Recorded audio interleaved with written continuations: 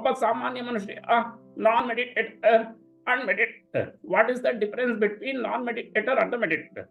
ನಾನ್ ಮೆಡಿಟೇಟರ್ಗೆ ಅಂದ್ರೆ ಮೆಡಿಟೇಷನ್ ಇರದೆ ಕಷ್ಟಗಳು ಬರುತ್ತೆ, ಫಿಸಿಕಲ್ ಬಾಡಿಗೆ ಸಮಸ್ಯೆಗಳು ಬರುತ್ತೆ. They keep suffering, they will not able to find out the solution. Understand? They will keep suffering till lifetime they suffer. ಅರ್ಥ ಮಾಡ್ತೀವಿ. ನಾನ್ ಮೆಡಿಟೇಟರ್ಗೆ ಇದು ಸಾಧ್ಯ ಆಗುತ್ತೆ. ಏನ್ ಸಾಧ್ಯ ಆಗುತ್ತೆ ಅಂದ್ರೆ ಅವ್ರಿಗೆ ತಮ್ಗೆ ಬಂದಿರುವಂತಹ ಡಿಸೀಸು ಅಥವಾ ಡಿಸಾರ್ಡರ್ಗೆ ಸೊಲ್ಯೂಷನ್ ಅನ್ನ ಫೈಂಡ್ ಔಟ್ ಮಾಡಿಕೊಳ್ಳದೆ ಇರೋದಕ್ಕೆ ಆಗ್ಬಹುದು. ಅಂದ್ರೆ ಫೈಂಡ್ ಔಟ್ ಆಗಲ್ಲ. They need to keep suffering for the lifetime by having medicines, by having surgeries. They keep going on medical interventions. Okay. ಆದ್ರೆ ಒಬ್ಬ ಮೆಡಿಟೇಟರ್ ಏನ್ ಮಾಡ್ತಾನೆ ಅಂದ್ರೆ he will receive somehow, he will get some ways to cure his disease or disorder through any ways. I do not know. There are many ways to cure the disease and disorders, including the meditation, including the spiritual methods. Okay. ಅದು ಮೆಡಿಟೇಟರ್ಗೆ ಸಾಧ್ಯ ಆಗುತ್ತೆ.